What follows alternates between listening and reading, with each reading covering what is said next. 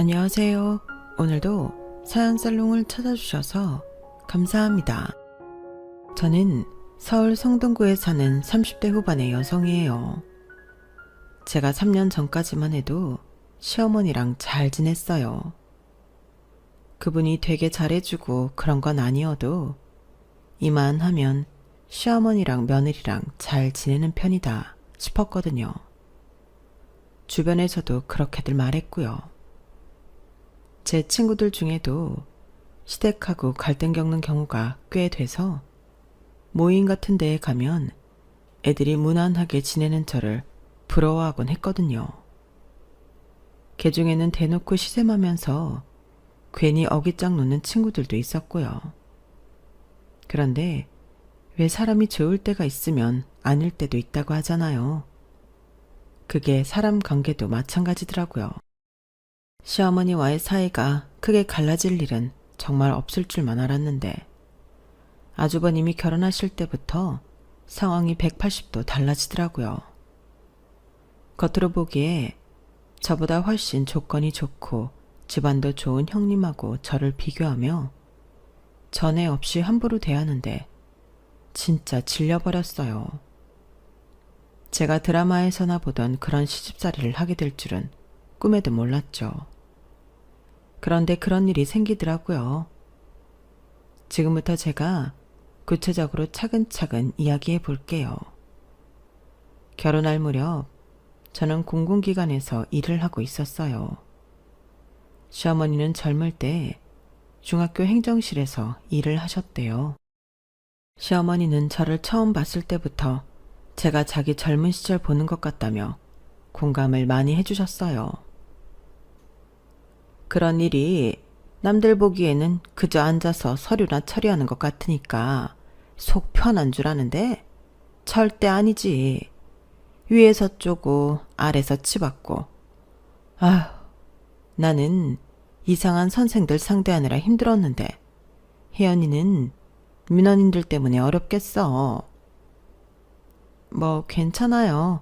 제가 운이 좋아서 아직 그렇게까지 힘든 사람은 안 만난 것 같네요. 그래도 이렇게 알아주시니 너무 감사해요. 아휴, 세상에 쉬운 일이 어딨어. 알고 보면 다 고충은 똑같은 거야. 라며 결혼 후에도 무리한 요구도 안 하시고 제 사정을 많이 봐주셨어요. 그 덕에 제가 정말 좋았던 건요. 실은 저에게는 또 하나의 직업이 있거든요. 바로 웹소설 작가예요. 남편을 만나게 된 것도 그 사람이 제 웹소설 팬이어서였어요. 남편은 회사원인데 업무 때문에 제가 있는 곳에 들렀다가 우연히 제가 그 작가라는 사실을 알게 되었고 서로 호감을 느낀 저희 두 사람이 사귀게 되었어요. 아무튼 결혼하고 글 쓸 시간이 많이 줄지는 않을지 걱정을 했는데 시어머니의 배려 덕분에 저는 아이를 낳을 때까지는 회사 생활을 하며 웹소설 연재를 할 수 있었어요. 지금도 웹소설은 그냥 후루룩 쓰면 되는 줄 아는 사람이 꽤 있던데 절대 그렇지 않아요. 게다가 거의 매일 연재하는 경우가 많아서 미리 준비도 해두고 해야 할 게 정말 많은 일이에요. 제 웹소설은 좀 팔리는 편이었고 솔직히 말하면 제 공무원 월급보다 훨씬 수입이 많았어요. 그래서 아이를 낳은 후 과감하게 직장을 그만두고 육아와 글쓰기에만 집중했어요. 혜연아, 내가 우리 집에 너 웹소설 작가라고 말할까? 나는 그냥 비밀로 하고 싶은데 사실 우리 아빠도 나 글 쓰는 거 모르시거든. 왠지 어른들이 아는 건 부끄럽다고 할지. 혹시 네가 직장 관둔 걸로 우리 걱정하는 말이라도 나올까봐 그래. 그럴 수도 있는데 내가 퇴직금도 넉넉히 타고 적금도 많이 들어놨다고 하면 어때? 공무원 퇴직금 빤하기는 하지만 둘러댈 수 있지 않겠어? 뭐 정 네 생각이 그렇다면 그래, 네 말대로 해보자. 저는 남편이 혹시 시부모님이 잔소리를 할까봐 그러나 싶어 살짝 마음이 안 좋더라고요. 하긴 제가 아이를 낳았을 때가 10년이 좀 안 됐는데 그때도 아이 낳는다고 회사 관두는 일은 별로 없고 육아휴직을 썼죠. 거의 맞벌이들 하는데 젊은 사람이 애 낳았다고 집에만 있으면 안 좋아할 수 있겠다 싶더라고요. 하지만 제 걱정과 달리 시아버지는 큰 반응이 없었고 시어머니는 오히려 잘했다고 하시는 거였어요. 모아놓은 돈 넉넉하겠다. 뭐 어떠냐? 네가 결혼하고 몇 년간 집안일 하고 회사 다니고 얼마나 힘들었어. 애 좀 크면 그때 다시 일해도 되고 공무원 시험 봐서 합격한 머린데 뭘 못하겠니? 지금은 그냥 아이 잘 키울 생각만 해. 어머니 정말 감사해요. 어머니 말씀이 저한테 얼마나 힘이 되는지 몰라요.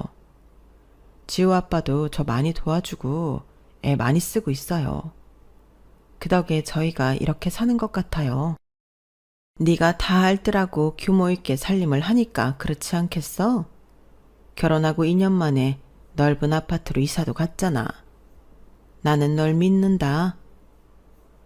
제가 그 믿음에 보답할 수 있게 더 잘해야 될 텐데요. 어머니, 혹시라도 모자라는 게 보이면 말씀해 주세요. 제가 시정하고 보완할게요. 아우, 이 애는 별소리를 다 한다. 너 그렇게 말하니까 아직 직장 나가는 애 같아. 아무튼 니네 식구 행복하게만 살면 내가 무슨 말을 하겠니? 이렇게 알아서 잘하는데.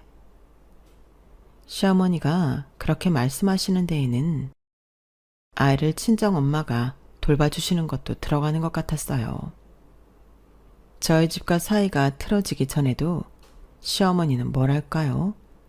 얌체 같다고 하나요? 절대 힘든 일은 안 하게 잘 빠져나가고 그걸 위해 입 발린 소리도 잘하는 거요. 그런 데가 있기는 했어요. 남편도 시아버지도 아주버님도 그런 걸 알고 있었고요. 하지만 그게 우리가 뭐라고 한다고 고쳐질 것도 아니고 평생 그렇게 사신 분 어쩌겠어요. 또 저희한테 대단히 피해주는 것도 없었고 좀 얄밉다 정도니까 큰 불만 없이 지낼만 했었어요. 그런데 이 모든 게 아주버님이 결혼을 하게 되며 전부 뒤바뀌고 말았어요. 인생은 언제 무슨 일이 일어날지 알 수 없다고 하죠. 정말 그렇더라고요.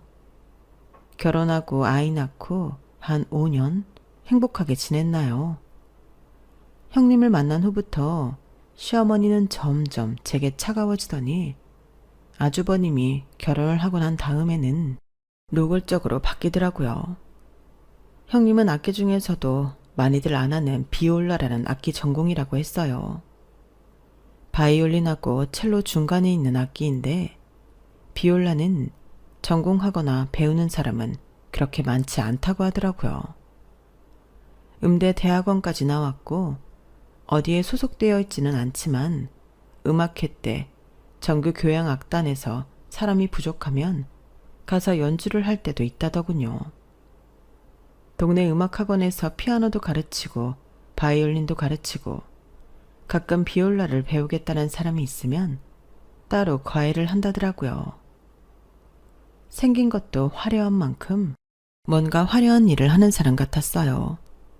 게다가 친정이 굉장히 잘 산다고 하더라고요. 친정 아버지가 무슨 사업을 하는 사람인데 꽤 수완이 좋기로 소문이 났다더군요. 그래서 형님은 태어나서 지금까지 한 번도 압구정동을 떠나서 살아본 적이 없다고 했어요. 신혼집도 압구정동에 있는 아파트였고요. 사실 시댁에는 압구정동 아파트를 사줄 만한 재력이 없었어요. 아주버님이 큰 회계법인에 다니는 회계사이긴 했어도 그걸 전부 감당할 정도는 아니었고요. 그래서 신혼집 때문에 결혼 준비하면서 좀 말이 있기는 했어요. 그런데 형님이 곧 죽어도 압구정동에서 살아야 된다. 아주버님이랑도 꼭 결혼하고 싶다. 이러면서 고집을 피웠다죠. 아주버님도 형님을 엄청 좋아했기 때문에 이 문제로 골머리를 좀 앓았어요. 남편과 저도 아주버님 신혼집 문제로 의논을 했어요. 그때가 형님은 압구정동에서 안 살면 결혼을 깰 수도 있다는 얘기까지 나오고 있었고, 평소에도 말없고 얌전한 편인 아주버님은 차마 그 이야기를 부모님한테 못하고 있었어요. 형님하고 형님 집에서는 아주버님이 신혼집 하는 거 3분의 2는 돈을 대야 된다는 입장이고 절대 물러서지 않는 중이라고 했어요. 남편과 이야기 끝에 결국 제가 그 신혼집 돈을 대겠다고 했네요. 내가 돈 못 버는 것도 아니고 돈도 가지고 있고 아주버님 모른 척하기가 좀 그러네. 내가 보태드릴게. 보탠다고 해도 이거 꽤 많은 돈인데 정말 괜찮겠어?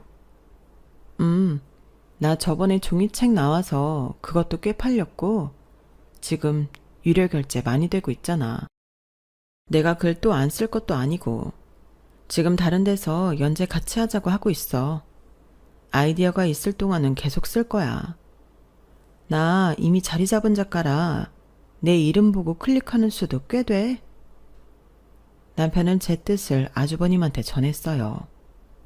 아주버님은 저희한테 그런 큰 돈이 있다는 걸 굉장히 의아하게 생각했대요. 회계사에 저희가 겉보기에 버는 규모로는 그런 돈이 여윳돈으로 있을 법하지 않으니 계속 캐물었다는군요. 자기 때문에 동생 부부가 이상한 사채에라도 손을 댔을까봐 걱정이 됐나 보더라고요. 결국 저희는 제가 웹소설 작가라는 걸 아주버님한테 밝혔어요. 그래서 매달 수입이 남편 월급보다도 많다는 것까지요. 아주버님은 크게 놀랐지만 돈의 출처가 정상적이라는 것에 안도하시더라고요. 고마워요, 재수씨. 제가 이거 나중에라도 꼭 갚도록 할게요. 아주버님, 저 결혼하기 전부터 잘해주셨잖아요. 좋아하는 분하고 잘 사세요. 돈은 천천히 나중에 주셔도 돼요. 그렇게 해서 아주버님은 결혼을 할 수 있게 되었어요. 그걸 시어머니는 오로지 아주버님하고 형님 두 사람의 힘으로 압구정동 아파트를 얻었다고 생각했던 거고요. 형님은 시어머니한테 백화점에서 고급으로만 이것저것 사다가 바치는데 입이 떡 벌어질 정도였어요. 시어머니는 정말 입이 귀에 걸려서 완전 신이 났고요. 내가 이제야 며느리 맞은 보람을 느끼는구나. 경민이 결혼할 때는 과일 쪼가리에 고기나 좀 사오고 말고 신혼여행 갔다 와서도 쓸만한 거 사오는 걸 보지를 못했는데 어머나 이게 다 뭐니? 명품 스카프에 브로치에 팔찌도 내가 말년에 복이 터지는구나 터져. 아무것도 못 받다가 이렇게 받으니 황송할 지경이다. 역시 있는 집 딸이라 물건 보는 안목 다르고 이건 차원이 다르다. 엄마, 혜연이가 왜 해준 게 없어? 때마다 철마다 엄마 입에 맞는 거에 옷도 사드리고 좀 잘했어? 지우 임신 5개월 때도 엄마 아프다고 자기도 힘들면서 며칠씩 엄마 병간호까지 했는데. 알았다. 며느리면 누구나 하는 거 가지고 생색 내보겠다 이거지? 역시 집안에는 큰 며느리가 있어야 돼. 그래야 기강이 제대로 잡히는 거야. 비교할 걸 해야지. 얘 둘째야. 그렇게 멀뚱히 있지만 말고 네 형님 사온 커피로 맛있게 커피 좀 타와라. 저기 어머니. 제가 실은 커피는 지금 이 시간에 안 마시고요. 제가 사드린 그 꽃차 있잖아요. 그 꽃차 마시는데. 그래? 그럼 꽃차로 준비해야지. 내가 큰 며느리 잘 들여서 이런 고급진 걸 다 마셔보게 생겼네. 둘째야, 얼른 이 꽃차하고 어디 있어보자. 꽃차는 뭐랑 먹어야 되겠니, 큰애야? 아, 제가 사온 쿠키 있어요. 그거랑 같이 먹어요, 어머니. 그래, 그렇구나. 들었지? 혜연이 너 얼른 이거 준비해와. 네, 어머니. 저기, 동서. 꽃차는 물 온도를 잘 맞춰야 돼. 그러니까 그냥 가스레인지에 물 팔팔 끓이지 말고 전기포트에 온도 맞춰서 끓여. 나 결혼 전에 왔을 때 보니까 무조건 가스불에 물 올려서 팔팔 끓이더라. 커피도 그렇게 하면 맛 없어. 역시 우리 큰애가 뭘 아는 사람이야. 이거 우리까지 완전 압구정 고급 입맛 되겠어. 둘째 너도 잘 배워. 알았지? 네 형님 말 잘 들으라고. 그 말에 아주버님도 불편해했고 시아버지는 못마땅하게 시어머니를 쳐다봤어요. 하지만 두 분 다 큰 소리 내시는 분들이 아니라 제 눈치만 보더라고요. 아주버님과 형님 결혼 후 시어머니는 형님한테 딱 붙더라고요. 저한테 가끔 전화하셔서 이런저런 수다 떠시던 것도 일절 없었어요. 시댁에 가도 시어머니는 형님하고만 얘기하시고 둘만 아는 일로 이야기꽃을 피우며 저를 완전히 소외시켰어요. 시어머니는 친구들한테도 형님 자랑을 하느라 정신이 없더군요. 저는 어느새 말 꺼내기도 싫은 며느리가 돼 있었고요.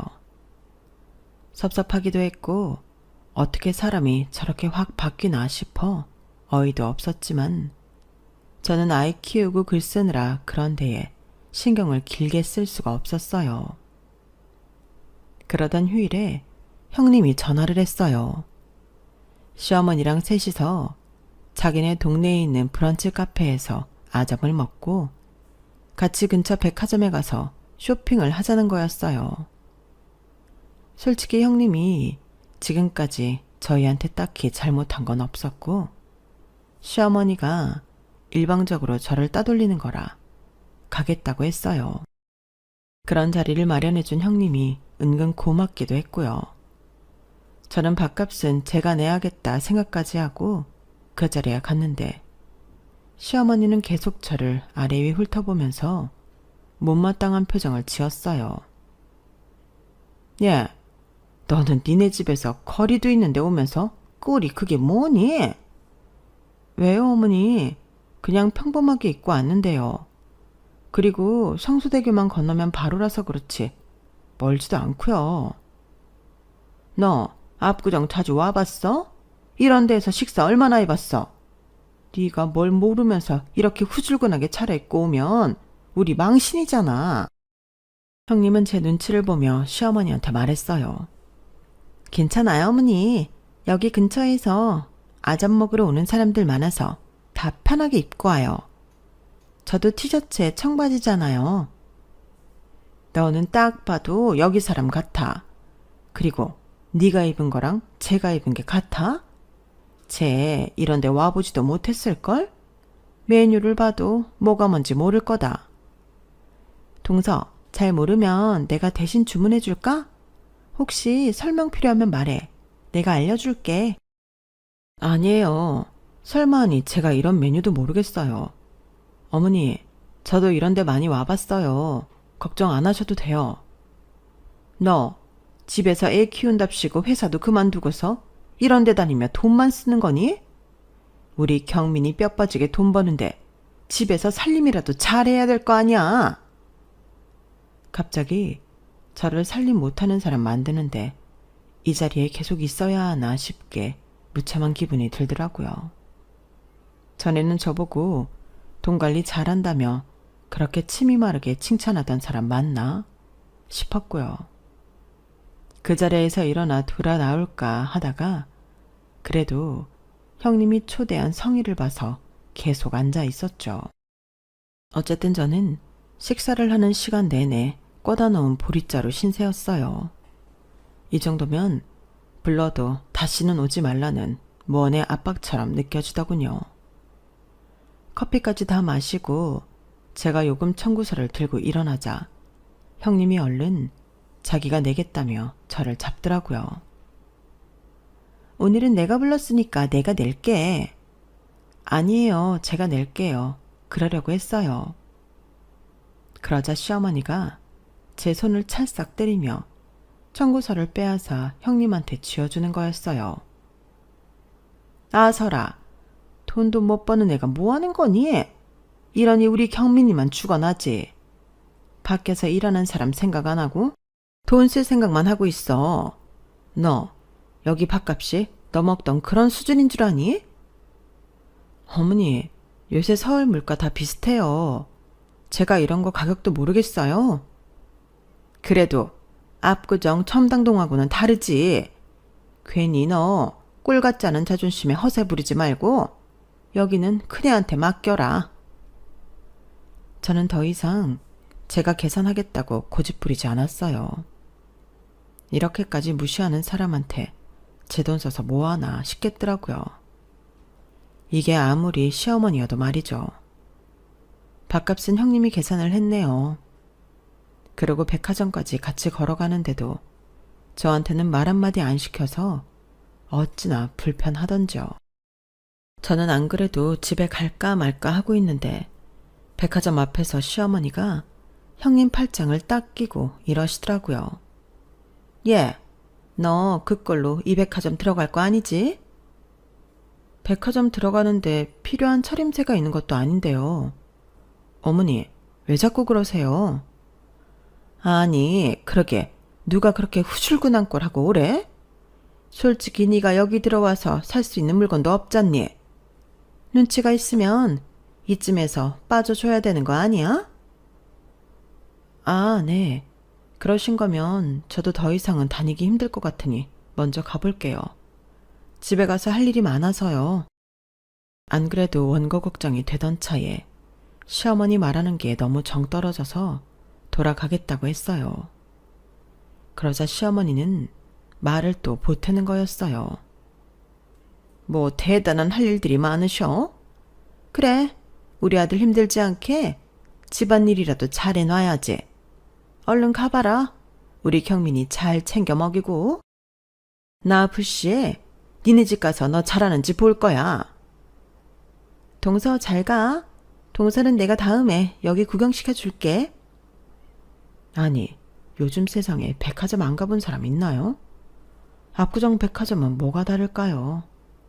압구정 백화점이 아니라 뉴욕하고 도쿄 백화점까지 다들 가는 세상에 무슨 소리인지 모르겠더라고요. 제가 어디 외딴 섬에서 살다 온 사람도 아니고요.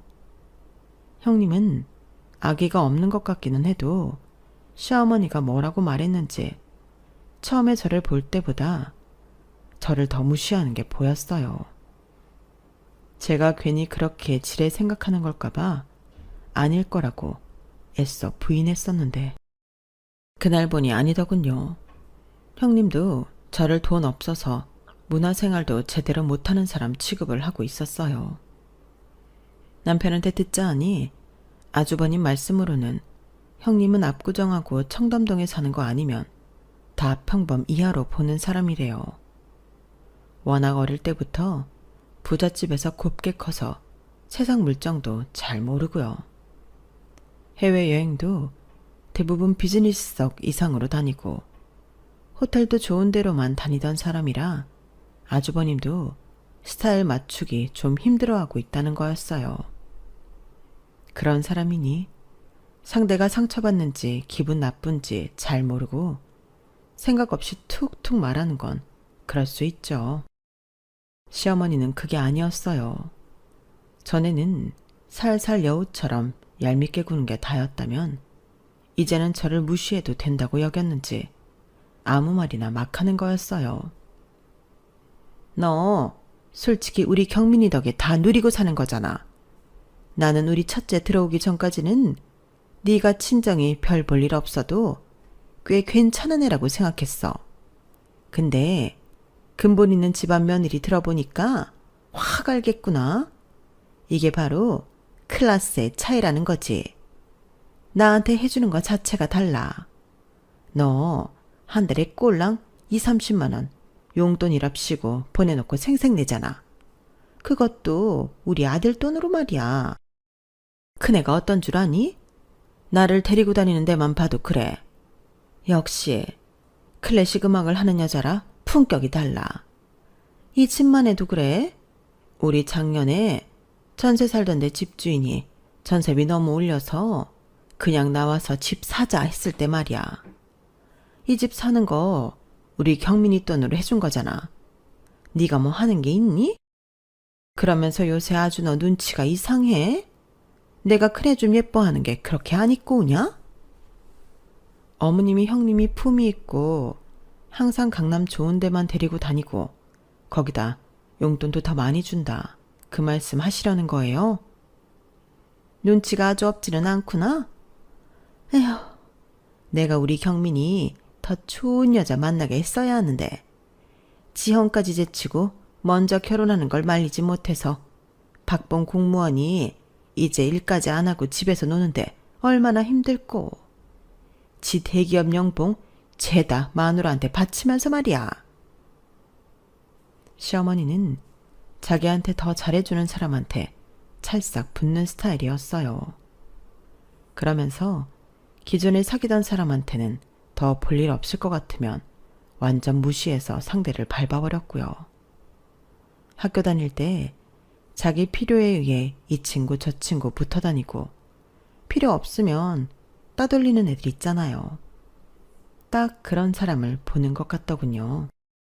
순간 그동안 제가 마감에 쫓기면서도 시어머니가 반찬 해달라고 하면 해다 드리고 집에 와서 일해달라고 하면 말없이 했던 모든 게 너무 부질없게 느껴졌어요. 심지어 저는 시댁에 일주일에 2번 청소 도우미도 보내는 돈도 내고 있었어요. 그리고 시어머니가 말한 집 사는 데에 든 비용이요. 제가 한 거였어요. 남편이 한 20% 정도나 보탰나요? 나이 드신 분들 너무 좁거나 불편한 데에 살면 안 된다고 전셋값 뺀 거에 저랑 남편이 보탠 걸로 꽤 괜찮은 아파트를 얻어드렸거든요. 근데 제가 남편 기 세워주느라 남편이 다 한 걸로 했어요. 시어머니가 남편도 대기업에 다님에도 은근히 아주머님이랑 비교하는 게 마음이 아팠거든요. 시어머니는 자기 아들들한테도 그런 분이었어요. 저한테 우리 대기업 다니는 아들 힘들어서 어떡하냐고 아들 생각하는 척하는 것도 다 저를 갈구려고 하는 말일 뿐이었어요. 남편은 시어머니가 저한테 하는 걸 보고는 바로 전화해서 제가 웹소설 작가라는 것과 여태 다 내 돈으로 했다는 걸 밝혀버리겠다고 했어요. 엄마 진짜 너무 유치하게. 우리 엄마 원래 그런 줄 알긴 했지만 그래도 내 엄마잖아. 부모가 마음에 드는 부분도 있고 아닌 것도 있으니 다 그러려니 했는데 엄마 같은 사람 사회에서 만나면 얼마나 짜증나는 줄 알아? 그냥 다 말하자. 말 못할 이유가 뭐 있어? 라며 남편이 시어머니한테 전화를 했는데 글쎄 시어머니는 형님하고 같이 2박 3일 일본으로 놀러 갔다더군요. 시어머니가 바깥바람 쐬고 싶다고 하니까 바로 형님이 비행기 티켓 끊고 호텔을 예약해서 후쿠오카로 갔다는 거였어요. 그러면서 며느리 때문에 너무 행복하다며 집에 가서 얘기하자고 전화를 끊었다네요. 남편은 이대로는 있을 수 없다며 본가를 가더라고요. 그러더니 잠시 후 시아버지한테서 전화가 왔어요. 지금 많이 바쁘지 않으면 여기 좀 나오지 않으련? 경민이도 있다. 저는 글 쓰던 걸 놓고 시아버지와 남편이 있다는 곳으로 갔어요. 보니까 고깃집이더라고요. 벌써 2사람이 고기를 먹으며 소주를 한 잔씩 하고 있었어요.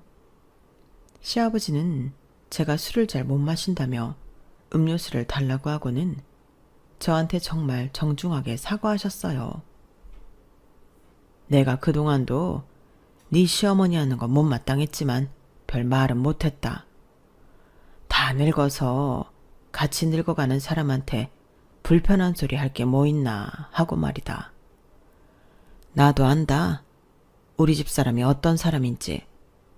그런데도 넌 참 잘해줬지. 근데 네가 웹소설가이고 네가 번 돈으로 우리 집도 해준 줄은 정말 몰랐구나. 도우미 부른 것도 네가 쓰는 거라며? 그거야 뭐 두 분 힘드실까봐 보낸 거고요. 집 살 때는 지우 아빠도 보탰어요. 내가 보탠 게 뭐 얼마나 된다고. 이거 다 혜연이 네가 한 거잖아. 좀 잘 사는 집 며느리 들어와서 자기한테 잘한다고 저렇게 사람이 가볍게 구니. 내가 다 민망하구나. 나도 한 소리 좀 해야겠다. 그러지 마세요, 아버님. 아버님 말씀대로 여태껏 잘 지내오셨는데 괜히 마음 상하시게 할 필요 뭐 있어요. 저랑 지우 아빠가 잘 얘기해 볼게요. 아버님이 괜히 불편하신 거 아닌가 해서 죄송하네요. 아니다. 난 그런 거 없어. 네가 지금까지 얼마나 잘했는데 진작 마음 전하지 못하고 이런 일이 생기고서야 말하게 돼서 나도 미안하다. 그렇게 분위기가 좋게 자리를 마무리하고 시어머니와 형님이 돌아오는 날이 되었어요. 그런데 이번에는 시어머니가 오자마자 친구들하고 지방으로 놀러 간다고 바로 또 짐을 싸서 나갔다는 거였어요. 남편도 시아버지도 시어머니한테 저에 대해 이야기할 틈이 없었던 거죠. 남편도 바로 이야기하려고 했다가 자꾸 시간이 어긋나니까 좀 잊고 살았던 것 같아요. 그도 그럴 게 회사에서 큰 프로젝트를 맡아서 정신이 없었거든요. 집에 늦게 들어오는 날도 많았고요. 부서에서 중간 관리자이다 보니 스트레스도 많고 신경 쓸 일도 많다고 했어요. 저도 신작 연재를 위해 한창 준비 중이라 다른 거에 관심을 둘 새가 없었어요. 그렇게 몇 주가 지나고 시어머니한테서 전화가 왔어요. 예, 너 우리 집에 김장 배추 주문 좀 해야겠다. 배추 오는 날은 네가 와서 일 좀 해라. 어머니, 이제 김장 안 하고 사 먹기로 하신 거 아니었어요? 지난번에 그렇게 말씀하셨잖아요. 그러기 싫어졌어. 집에 할 사람이 있는데 굳이 왜 사 먹어야 하니? 그럼 그날 도우미 아주머니한테 해달라고 하시면 안 될까요? 제가 요즘 많이 바빠서 시간 내기가 어려워요. 집에서 뭐 하는데 바빠? 아침에 늦게 일어나는 게 바쁘니? 지우 학원 데려다 주느라 바쁜 거야. 말도 안 되는 소리 하지 말고 그날 와. 아니요, 어머니. 저 진짜 바빠요. 거기에 대해서 드릴 말씀도 있고요. 그리고 도우미 아주머니 저희가 보내드리는 거니까 그냥 쓰세요. 예, 말은 바로 하자. 네가 지금 뭘 한다고 도우미를 저희가 보내드린다는 말을 해? 엄밀히 따지자면 그거 내 아들이 보내주는 거잖아. 그러니까 너도 뭐 하나는 나한테 보탬이 되어야 하지 않겠어? 난 네가 배추 보내주는 날 너 오는 걸로 알고 있을게. 그날 큰애도 불러서 보쌈 먹을 거니까 고기 삶을 것까지 다 준비해서 와라. 그러고 일방적으로 전화를 끊는데 보니까 시아버지가 아직 아무 말씀 안 하신 것 같았어요. 하긴 저희가 괜히 먼저 말씀하시지 말라고 하긴 했어요. 시아버지가 차분하시고 좀 느리게 말을 하는 편이라 말이 다 끝나기도 전에 시어머니가 뭐라고 치고 나오거든요. 또 그렇게 될까봐 저희가 말한다고 했던 건데 이렇게 되니 참 난감하더라고요. 속도 상했고요. 일단 저는 절인 배추를 주문해 두고 남편한테 그날 가서 말씀드리겠다고 했어요.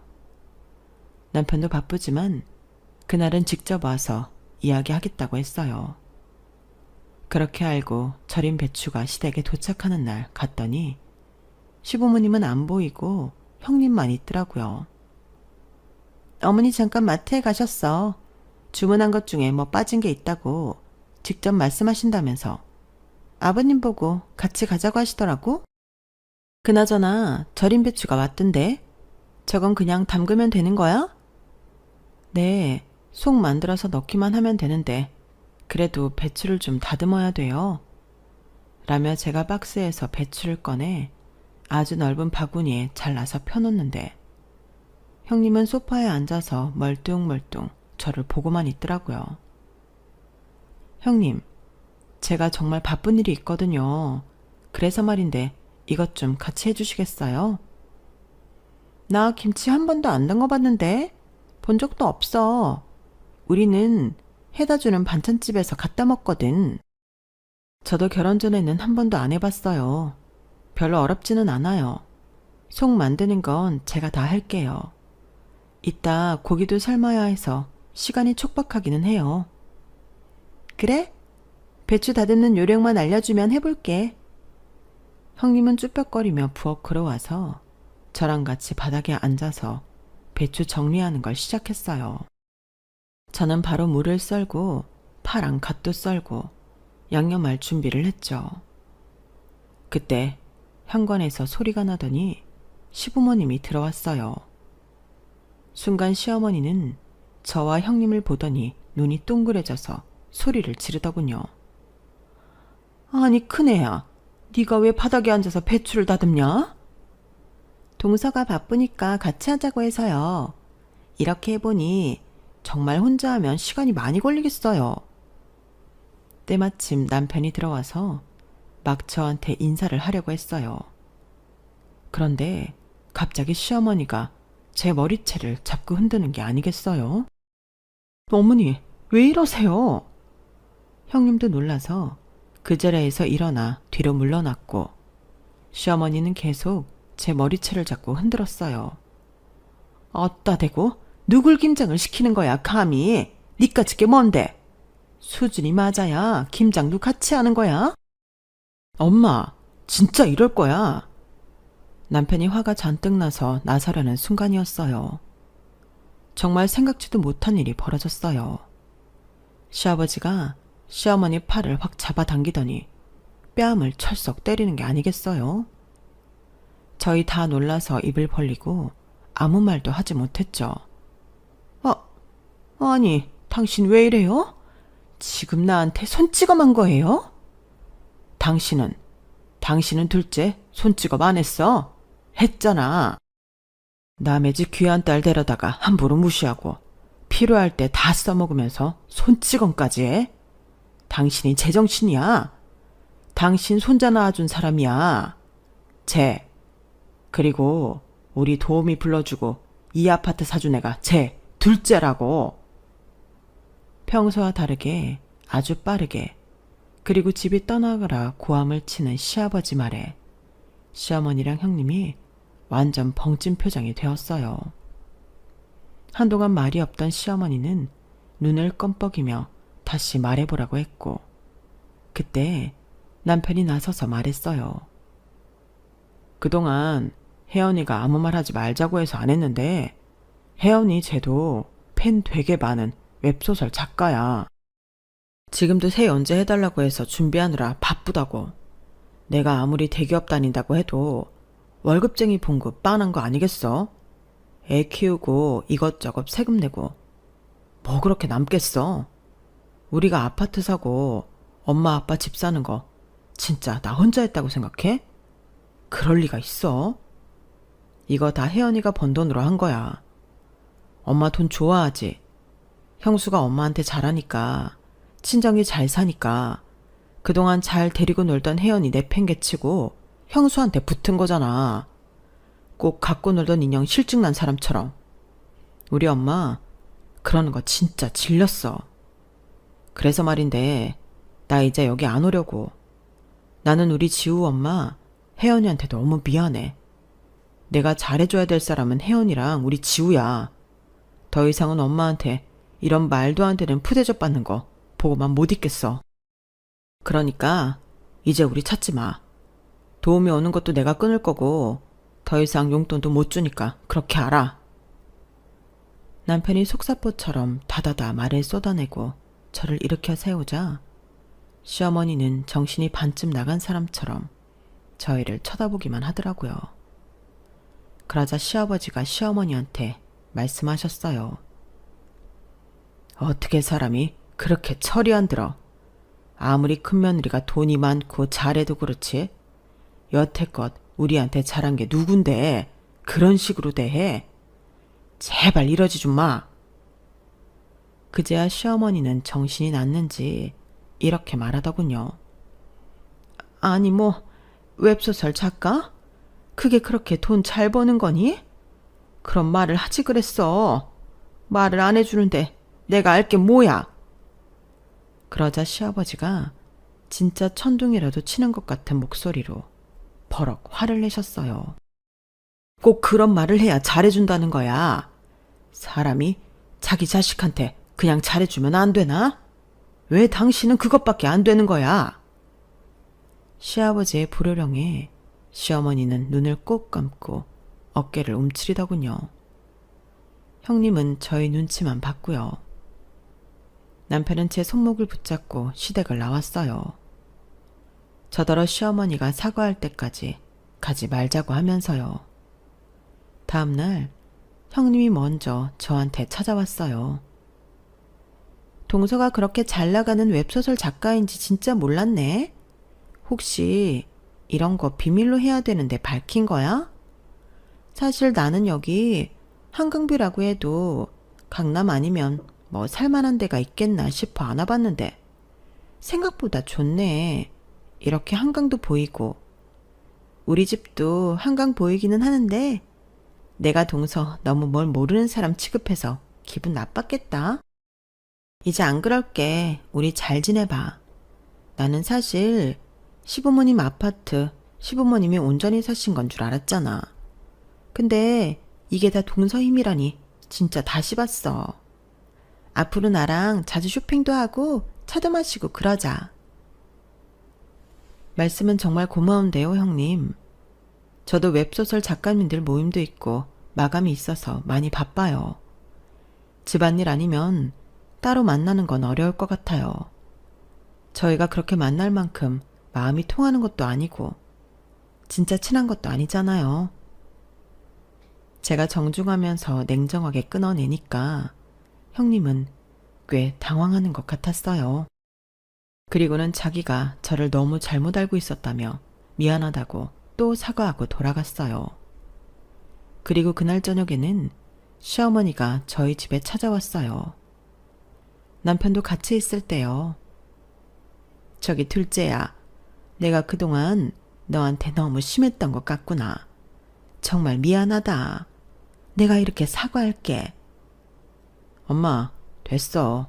이게 다 혜연이가 돈 잘 벌고 유명하다니까 그러는 거지. 아니었어 봐. 엄마가 이렇게 숙이고 들어왔겠어? 엄마가 이렇게 해도 나는 엄마 더 이상 용돈 못 드리고 도우미도 못 보내니까 그런 줄 알아요. 나 다시는 엄마 그런 얌체 같은 마인드에 안 넘어갈 거야. 얘, 네가 경민이 좀 말려봐. 내가 이렇게 사과할게. 나도 그런 사정을 알았으면 더 잘했을 텐데. 말 안 해준 니들 잘못도 있는 거잖아. 어머니, 저 처음 웹소설 쓰기 시작했을 때 부모님한테도 말 안 했어요. 아빠는 지금도 모르세요. 제가 웹소설 쓰는 거 아는 사람 별로 없어요. 저 같은 작가님들이 좀 있어요. 누구인지 알려지는 게 부담스럽기도 하거든요. 저는 지우 아빠 말대로 할래요. 저희가 안 알린 게 잘못이라뇨. 그럼 제가 집에서 살림하고 지우만 키우면 계속 어머니한테 그런 말도 안 되는 대우를 받아도 된다는 건가요? 저는 아닌 것 같아요. 집안일도 되게 중요하고 힘든 일이에요. 어머니, 저를 너무 집에서 남편 피 빨아먹는 여자 취급하셨어요. 솔직히 저도 기분 안 좋아요. 내가 어떻게 하면 좋겠니? 당장 친구들하고 놀러갈 차비도 없는데.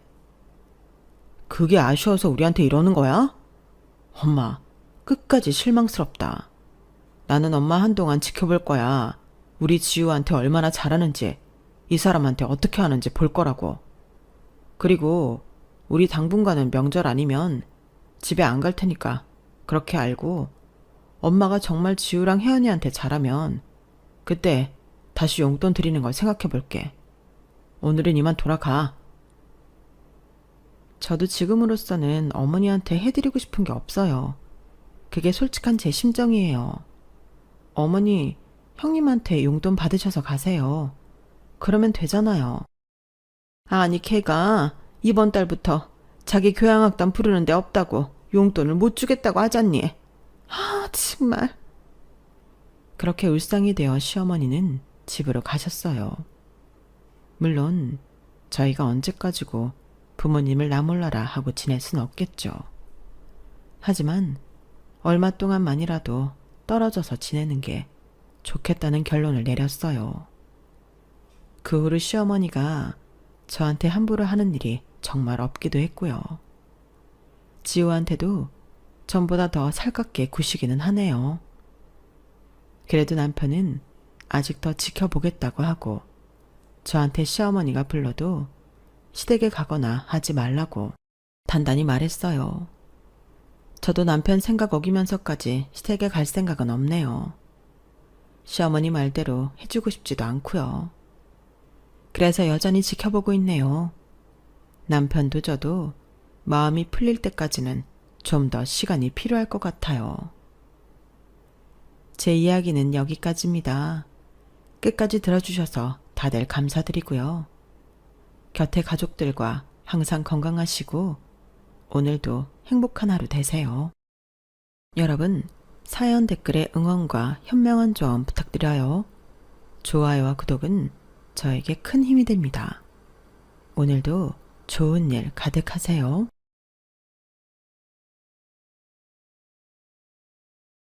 안녕하세요. 오늘도 사연살롱을 찾아주셔서 감사합니다. 상견례까지 갔다가 결혼 파토 내고 다시 빠꾸한 20대 여자예요. 요즘 평균 결혼 연령이 여자는 31세, 남자는 33세라는데 제가 좀 성급했던 것 같아요. 그 전까지는 입에 풀칠하기 바빠서 연애도 못 해보고 모쏠이었기에 남자를 사귀면 다 결혼해야 하는 줄 알았죠. 특히나 남친이 완전 계획형 인간이라 저와 결혼을 계획한 순간 그 어떤 장애물이 있어도 다 이겨내고 무조건 결혼을 해야만 하는 사람이었어요.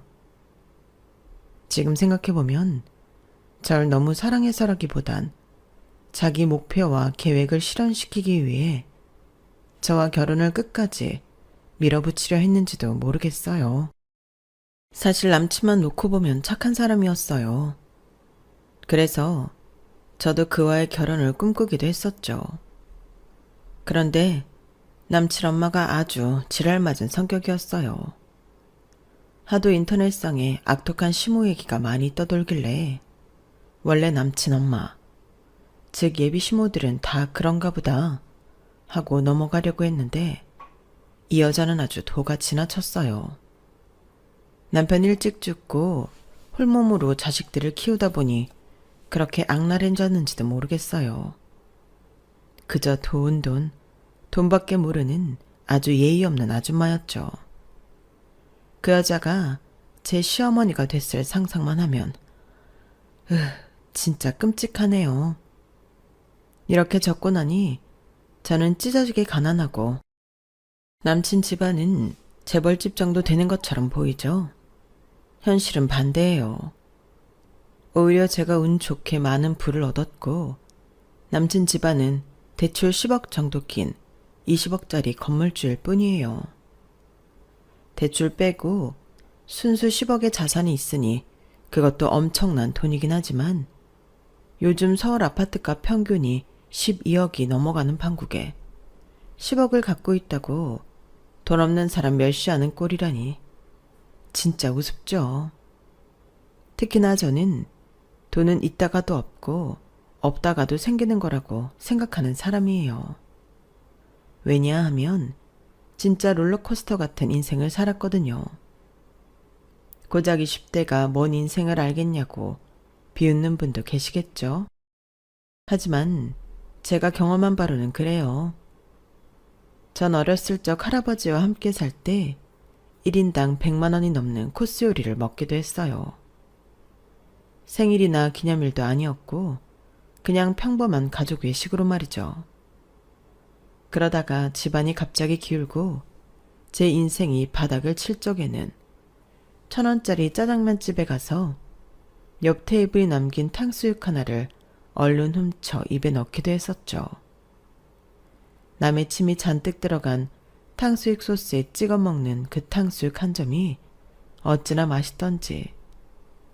100만원짜리 코스 요리의 음식 맛은 하나도 기억 안 나는데 남이 먹다 버린 탕수육 한 점의 맛은 아직도 기억에 생생합니다. 얼마 전 하나의 기적 같은 사건으로 인해 지금의 제 인생의 정점을 찍고 있답니다. 절 무시했던 예비시댁과 남친을 빵 차버리고 지금의 여유를 발판 삼아 훨훨 날아가려 합니다. 그 전에 사연살롱 구독자분들과 함께 지금까지의 인생을 정리해 보려고 해요. 이렇게 한번 반추하고 나면 상쾌한 기분으로 새 출발할 수 있을 것 같아서요. 직접 겪은 저는 무진장 힘들었지만 타인이 보기엔 무척 흥미로운 인생이 될 수도 있을 것 같네요. 지금부터 시작할게요. 저희 친할아버지는 건축업으로 자수성가한 분이셨어요. 한창 사업이 번창할 때는 리조트 사업까지 확장하셨죠. 저희 할아버지가 살아온 얘기를 수십 번 들었는데 참 드라마틱하더군요. 할아버지가 7살 때 엄마가 돌아가시고 계모가 들어왔는데 할아버지를 너무 심하게 구박하자 삼촌이 빼돌려서 어린 나이에 일본으로 혈혈단신 보내지게 되었대요. 그곳에서 가정을 일구고 살다가 전쟁으로 폭격을 당해 가족들 다 잃고 다시금 한국으로 홀로 돌아오게 된 거죠. 할아버지는 완전히 무일푼으로 막노동을 하면서 건축을 접하게 됐고 본인이 자재를 떼어다가 팔게 되면서 본격적으로 사업을 시작했어요. 그 후로 우리 할머니와 다시금 한국에서 가정을 꾸리며 저희 아빠를 낳으셨죠. 우리 할아버지를 보면 정말 서슬이 퍼렇다는 말이 저절로 떠올라요. 그 정도로 아주 차갑고 엄격하고 철두철미한 사람이었죠. 그런 성품을 지녔기에 그렇게 큰 불을 혼자 힘으로 거머쥐었는지도 모르겠어요.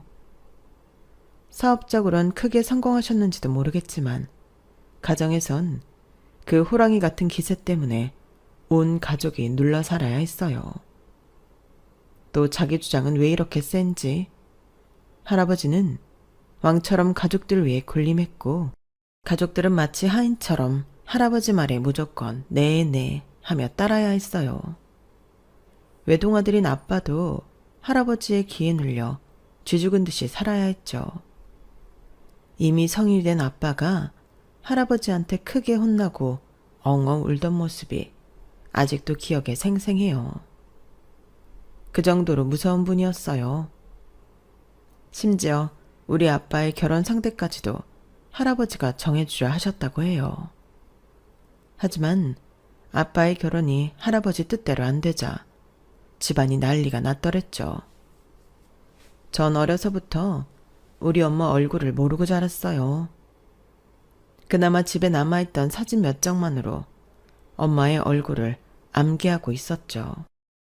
엄마가 절 낳고도 할아버지의 결혼 허락을 받지 못해 결국 제가 3살 때 쫓겨나듯 이혼당하고 미국으로 가셨다고 해요.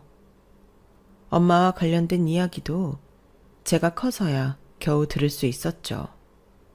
할머니에게 겨우 졸라서 말이죠.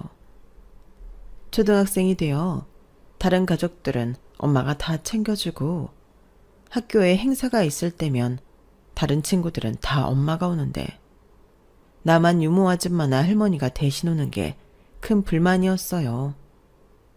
아주 어릴 적엔 다른 아이들도 다 유모 손에서 자라고 엄마라는 존재는 원래 없는 건 줄 알았는데 인지 능력이 생기고부터는 늘 의아하게 생각했죠.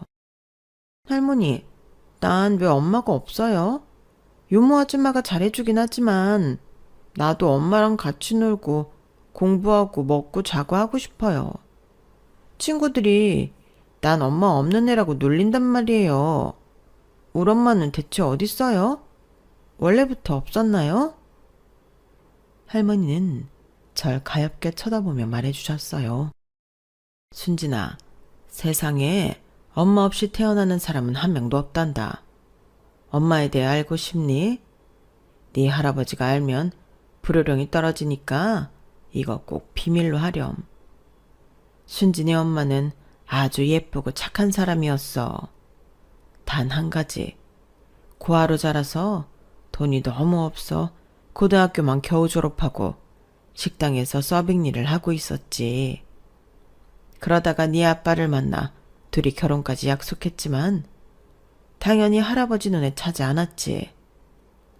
너희 할아버지는 사업에 도움이 되는 집안과 사돈 맺고 싶어 했거든. 네 할아버지 불도저 같은 성격 잘 알잖니.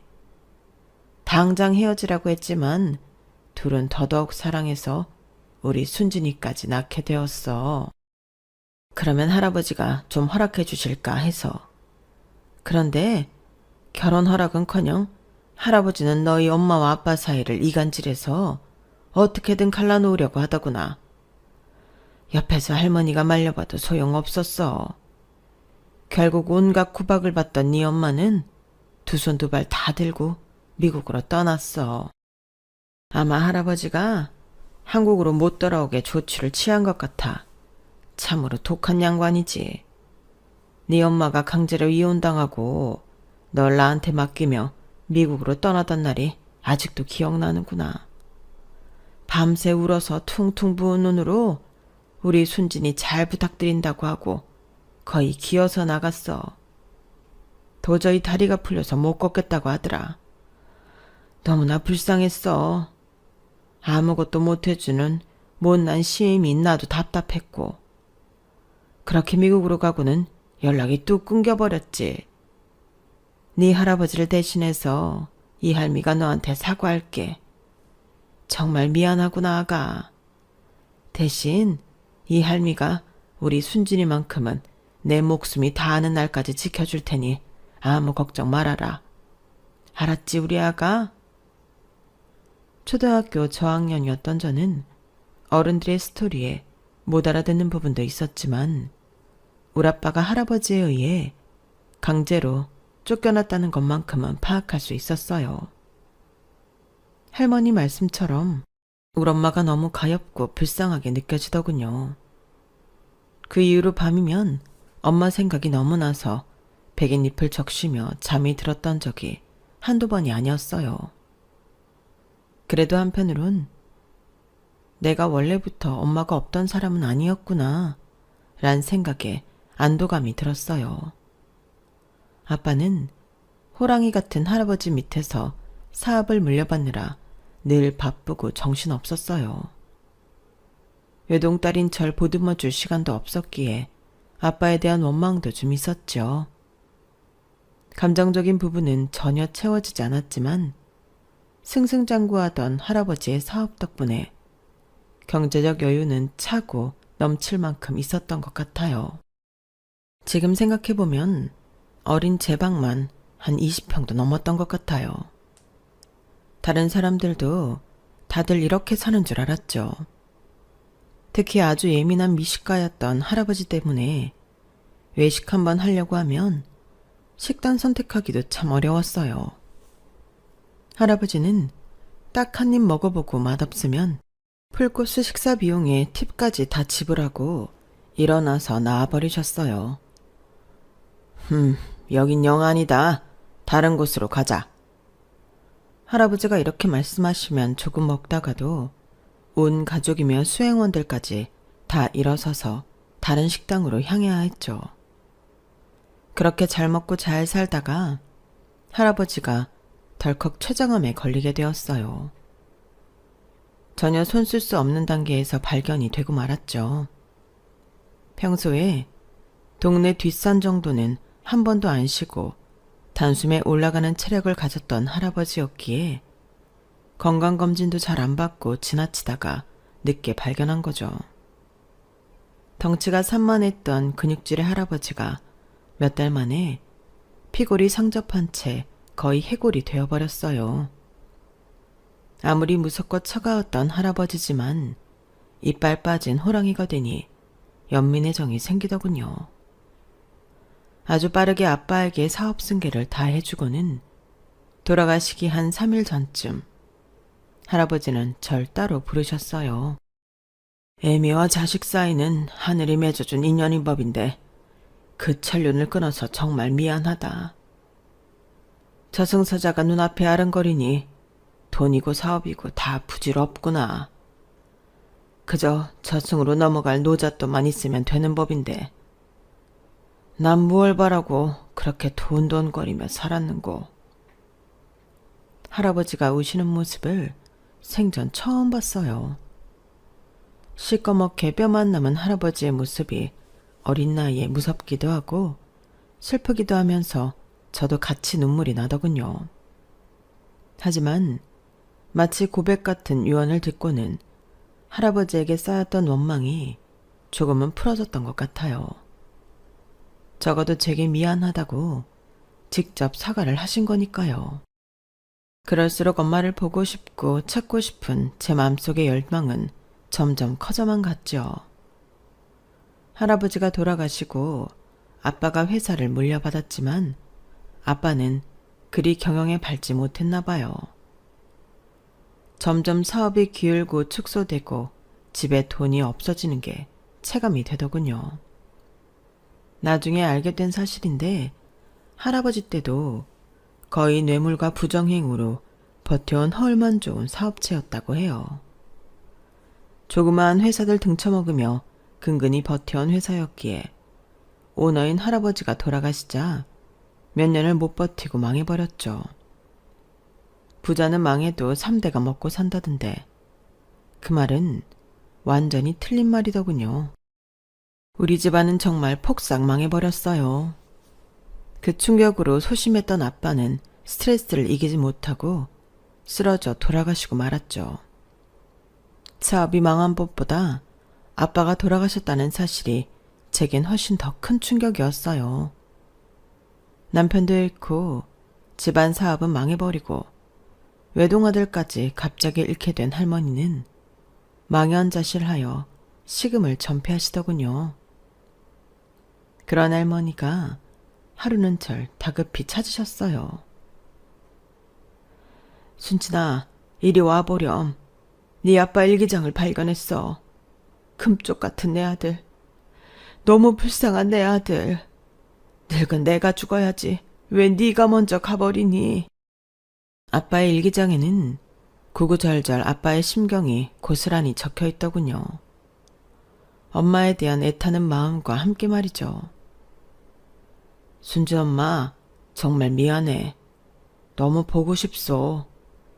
난 사업 체질도 아닌데 아버지 밑에서 무슨 부귀영화를 누리겠다고 꼼짝도 못하고 경영 수업을 받았는지.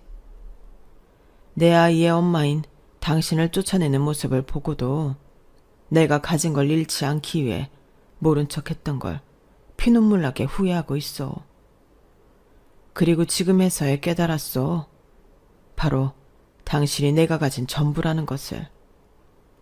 막노동에서 먹고 살더라도 아버지와 인연을 끊고 당신과 순진이를 보호하며 살았어야 했는데 내가 멍청했어. 다 내 탓이야. 사랑하는 내 아내, 지금은 어디에 있는지 당신이 미치도록 그리운 밤이야. 멀리 있지만 당신을 영원히 사랑할 거야. 바로 아빠가 돌아가시기 이틀 전에 쓴 글이었어요. 아빠가 돌아가셨을 때도 미친 듯이 울진 않았는데 아빠의 일기장을 보니 가슴에 맺혀있던 게 터져나오는 것 같은 느낌에 엉엉 울어버렸죠. 불도저 같던 할아버지의 희생양이 된 우리 가족들이 그저 불쌍할 따름이었어요. 거의 무일핀이 돼버린 할머니와 저는 거처를 계속 옮겨 다녀야 했어요. 심지어 차용증도 제대로 없는 빚쟁이들이 할머니와 제가 사는 곳의 문을 수시로 쾅쾅 두드리기 일쑤였거든요. 밤이건 새벽이건 상관없이 들이닥쳤어요. 너무 무서웠죠. 그렇게 2년 정도 공포스러운 생활을 하자 더 이상 빚쟁이들은 오지 않았어요. 저는 드디어 정상적인 학교 생활을 할 수 있었고, 할머니는 폐지를 지으며 생활비를 버셨죠. 부잣집 사모님으로 요리사며 가사도우미 몇 명, 개인 비서까지 두고 사시던 할머니께서 허리 구부리며 폐지를 지으시는 걸 보니 가슴이 찢어지더군요. 저라도 조금이나마 도움이 돼야겠다 싶어서 떡볶이집 알바를 시작했어요. 그때부터 저의 기나긴 알바 생활이 시작되었네요. 할머니와 저는 당연히 사치부려던 생활을 완전히 접고 180도 다르게 허리띠 졸라매며 생활할 수밖에 없었어요. 절약하며 알뜰하게 사는 습관이 지금까지 몸에 배어버렸네요. 재채기와 가난은 숨길 수 없다더니 그게 맞는 말 같아요. 이사를 몇 번 다니니 빚쟁이들은 더 이상 찾아오지 않았지만 작은 동네에 할머니와 손녀 단둘이 산다는 게 소문이 났는지 웬 거렁뱅이 놈들이 불쑥불쑥 찾아오더군요. 아이고 취한다. 꼬마야, 너 혼자 있니? 할머니 폐지 주우러 가시고 아저씨 물 한 잔만 다오. 술을 많이 마셨더니 목이 엄청나게 마르구나. 아문 좀 빨리 열어봐봐. 누구세요? 지금 우리 아빠랑 같이 있어요. 아빠, 어떤 아저씨가 왔어요. 빨리 좀 나와보세요. 뭐? 아빠가 있어? 그럼 진작 말하지 그랬냐? 그럼 아저씨는 이만 가볼게. 이렇게 이미 돌아가신 아빠를 써먹은 게 몇 번이에요. 나중에 문 앞에 남자 구두며 남자 물건들을 잔뜩 놓았더니 더 이상 시정 접배들이 찾아오지 않더군요.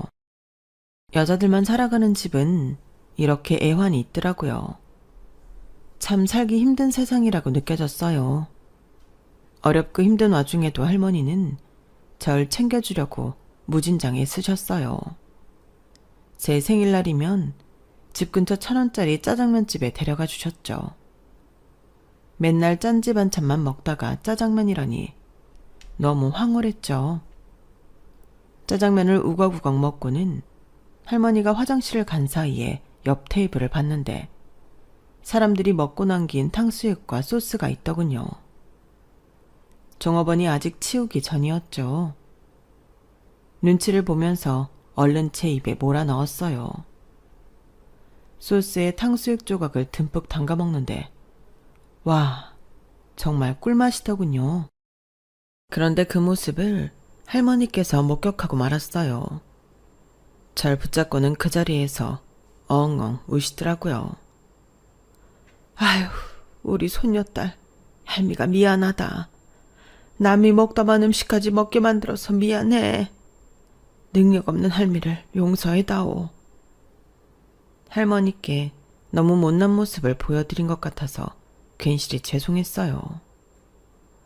지하 단칸방에서 할머니와 생활했는데 그날은 마치 아기 코알라처럼 할머니를 꼭 껴안고 잤던 것 같네요.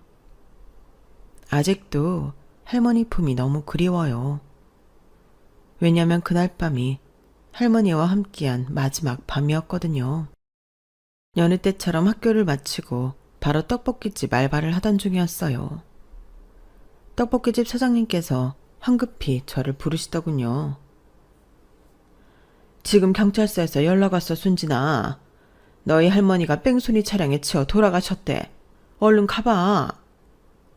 경찰차를 타고 병원으로 가서 할머니의 얼굴을 봤는데 목만 여러 군데 들었지 멀쩡해 보였어요. 그냥 낮잠 자는 걸로 보였죠. 의사 선생님, 우리 할머니 그냥 주무시는 건데 왜 돌아가셨다는 거예요? 저한텐 가족이라곤 할머니 혼자예요. 할머니 돌아가시면 저 혼자 살아야 한다고요. 안 돼요, 의사 선생님. 우리 할머니 좀 다시 살려주세요. 제발요.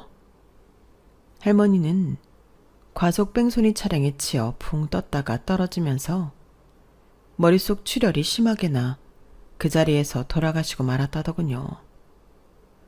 돈이 없으니 장례식도 못 치르고 화장한 할머니의 유골을 동네 뒷산에 뿌려드리고는 집에 돌아와 할머니의 물품을 정리했어요. 그러다가 예전 아빠의 일기장 뒤에 할머니께서 마치 유언장처럼 끄적여 놓으신 글을 발견했죠.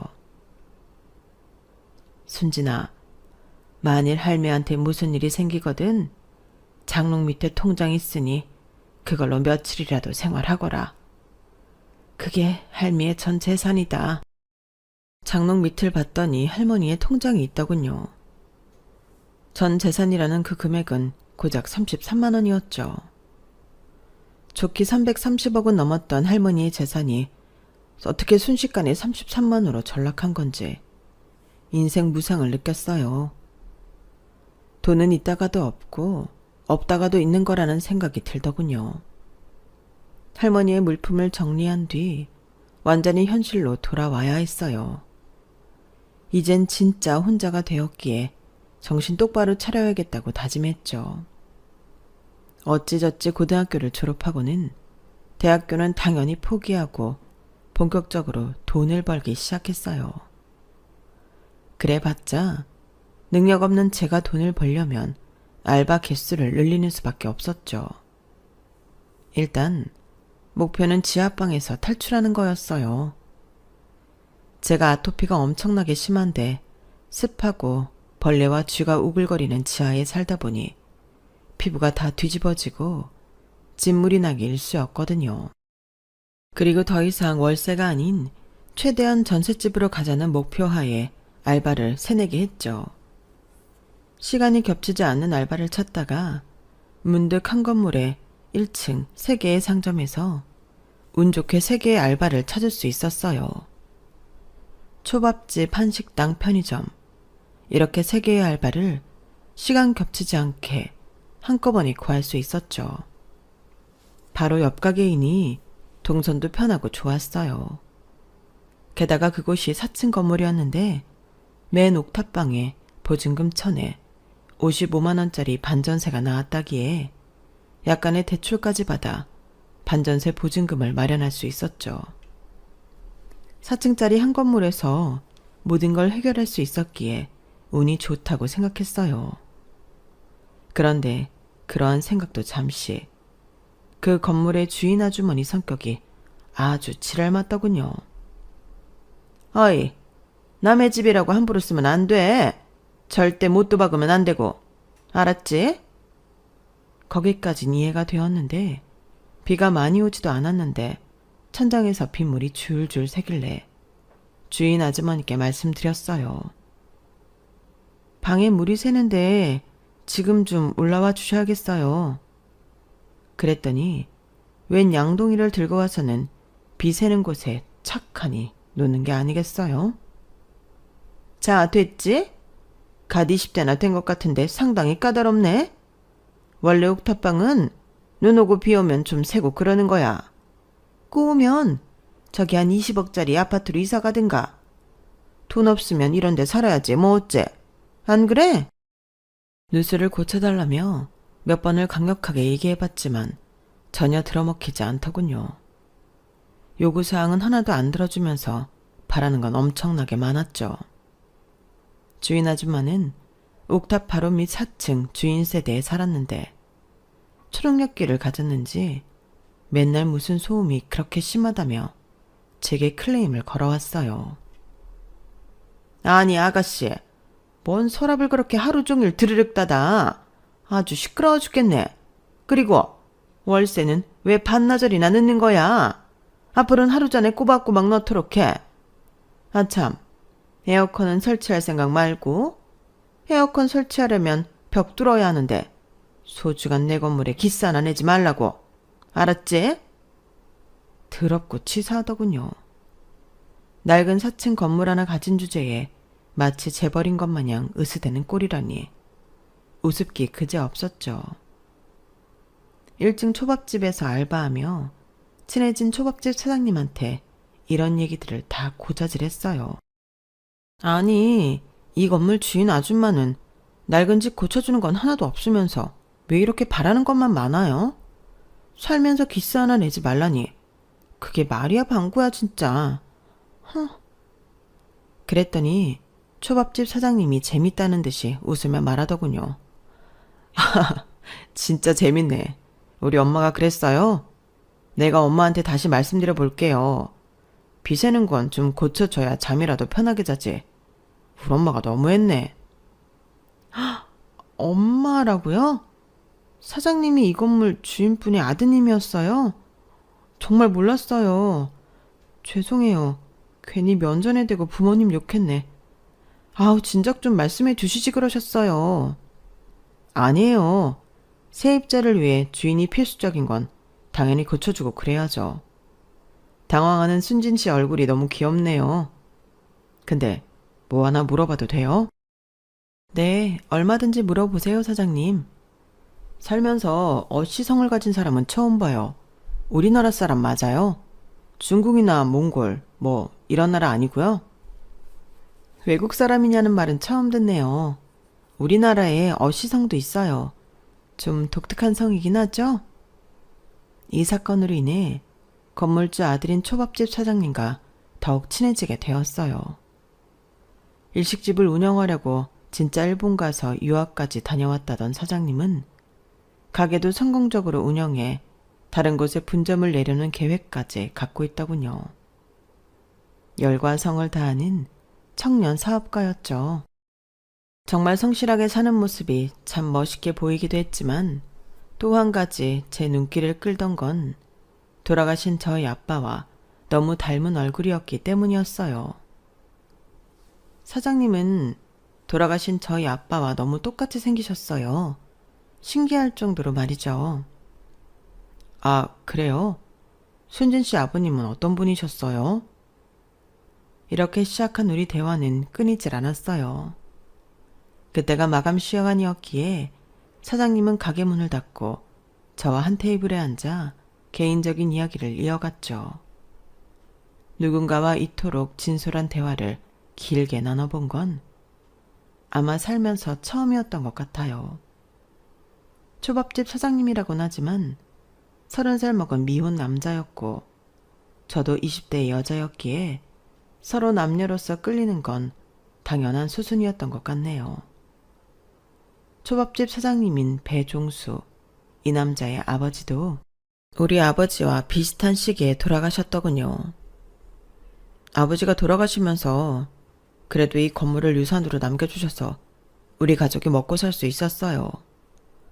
그런데 우리 엄마 씀씀이가 워낙 해퍼서 건물 월세만으로는 생활비가 부족하셨나 봐요. 자꾸 이 건물을 저당 잡혀서 돈을 빌리고 하더라고요. 그렇게 받은 대출만 지금 한 10억은 되는 것 같아요. 대출 이자 갚는 것도 힘겹네요. 그러니 내가 열심히 일할 수밖에 없어요. 아무리 말씀드려도 우리 엄마 고집은 황소고집이라 그 씀씀이를 줄일 수는 없더라고요. 배종수 이 남자의 인생 이야기를 듣고는 저도 제가 겪어온 이야기를 모두 털어놓았어요. 서로의 과거에 대해 모조리 알게 된 우리는 더욱 친밀해졌고 누가 고백할 것도 없이 함께 일하며 자연스레 커플이 되었죠. 이제 우리 연인인데 아직도 자꾸 사장님 그럴 거야? 너무 귀여운 거 아니에요, 사장님? 알겠어요. 그럼 오빠라고 부를게요. 그럼 됐죠? 싫어. 자기라고 불러줘.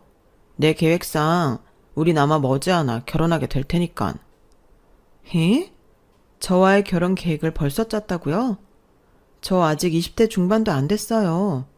모쏠이었던 제가 연애를 하는 것도 아직 어색한데? 결혼이라뇨. 난 한번 계획한 건 꼭 이루는 사람이야. 두고 봐. 순진이는 머지않아 내 신부가 될 테니깐. 남자친구가 이렇게 저를 향해 적극적으로 사랑을 표현해주고 결혼 얘기까지 꺼내는 게 싫지만은 않았어요. 내 곁에 있던 모든 가족이 떠나가고 평생 혼자 살아야 할 것만 같았는데 사랑 넘치는 남친을 보며 나도 가정을 꾸릴 수 있다는 희망도 생겼죠.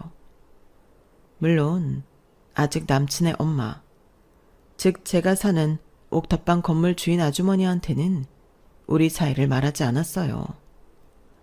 나름 비밀 데이트를 이어갔죠. 하지만 어느 날 저녁, 둘이 손잡고 맛집 데이트를 즐기고 담벼락에서 뽀뽀하다가 딱 걸리고 말았어요. 야, 배종수, 너 종수 맞지? 야, 아들아, 너 어두컴컴한 데서 뭐하고 있는 거냐? 더워 죽겠는데 누구랑 껴안고 뽀뽀하고 지랄이야? 가만히 있어보자.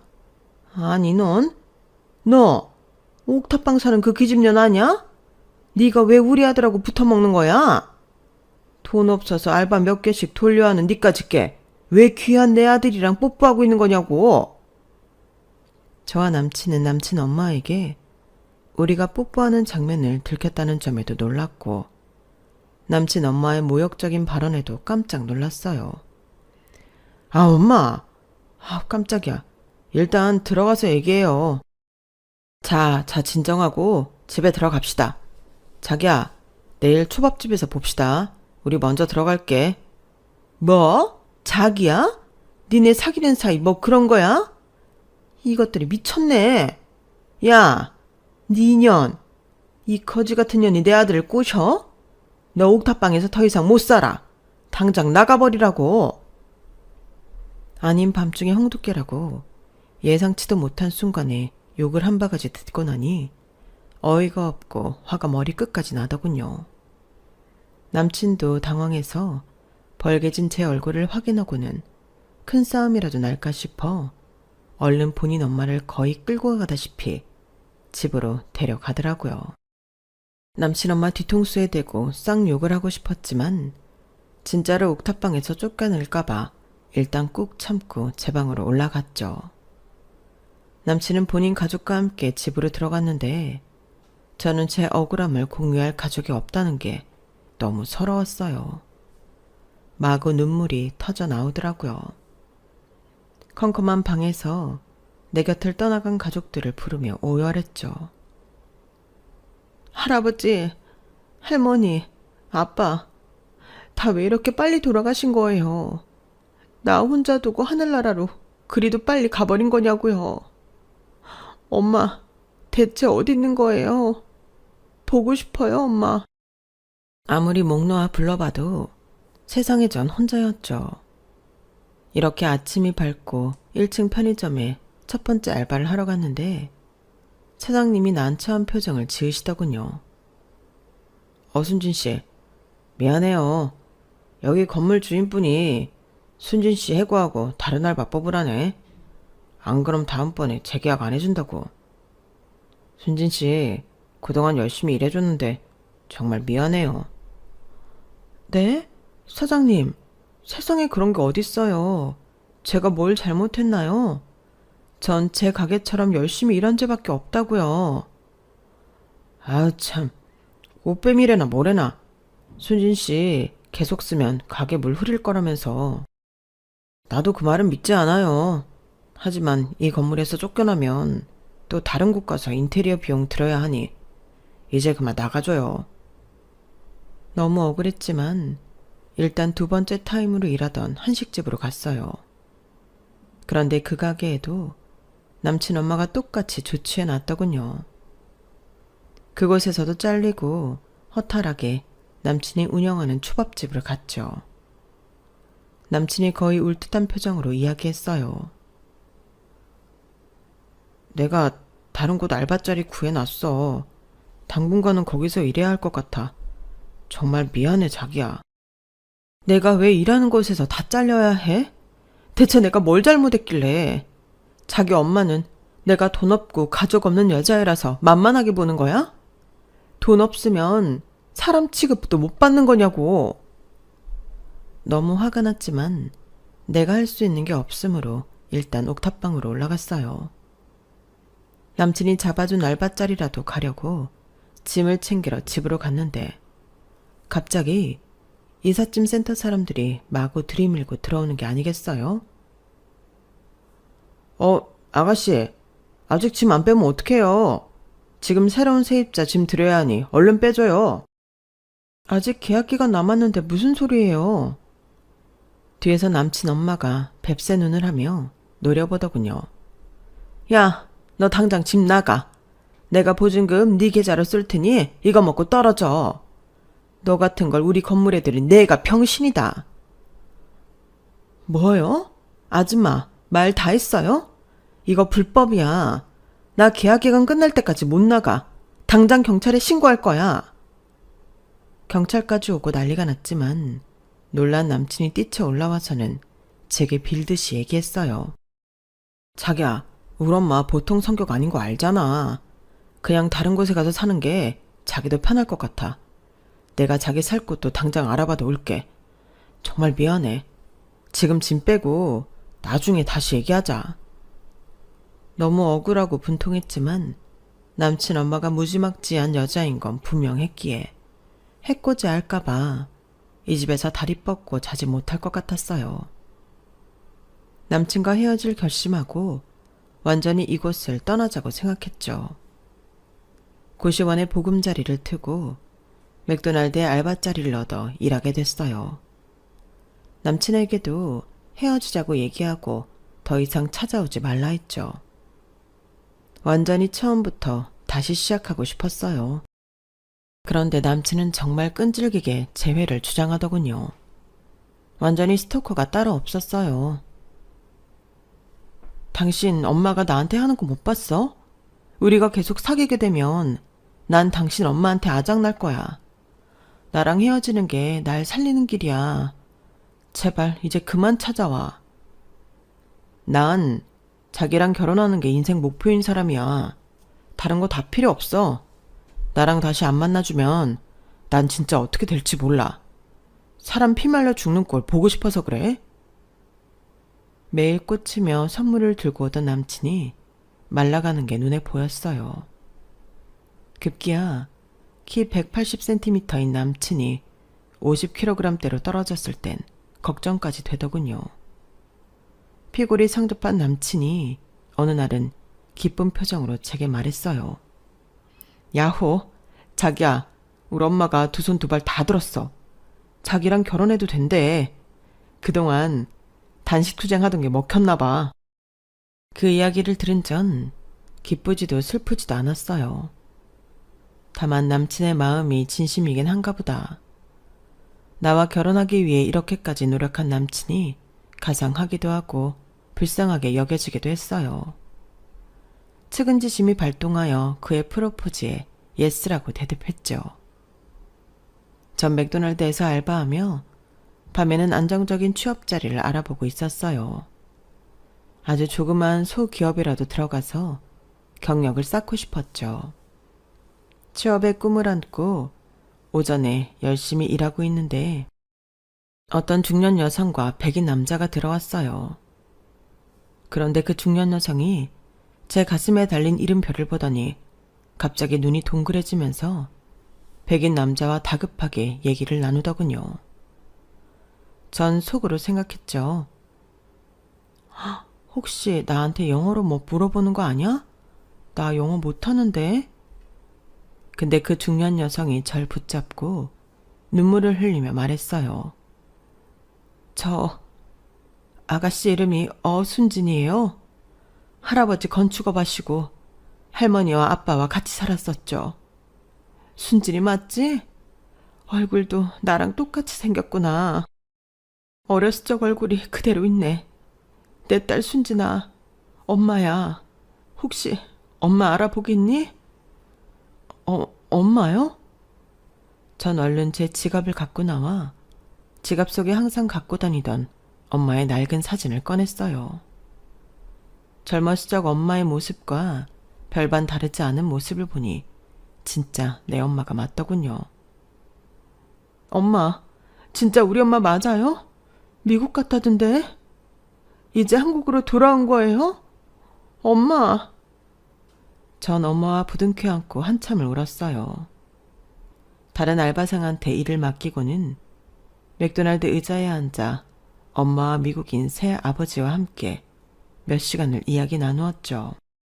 엄마는 우리 할아버지에 의해 미국으로 완전히 쫓겨나서 영어도 잘 못했기에 너무 힘들게 살았다고 해요. 식당 웨이트리스로 일하면서 미국인 새아버지를 만나 결혼을 하고 아기까지 낳았지만 아기가 급성 백혈병에 걸려 몇 달 만에 죽고 말았다고 하네요. 왜 우리 엄마한테 이런 비극이 생겨났는지 하늘이 원망스러웠어요. 순진아, 이제 엄마 완전히 한국으로 왔어. 새아버지도 그토록 스트레스 받던 미국 사업 접고 전 재산 들고 한국에 와서 부동산 투자하면서 편하게 살고 있어. 여기 맥도날드 건물을 비롯해서 근처 빌딩 세 채가 다 엄마 명의로 되어 있어. 감락역 근처 빌딩 두 채는 새아버지 명의로 되어 있고 말이야.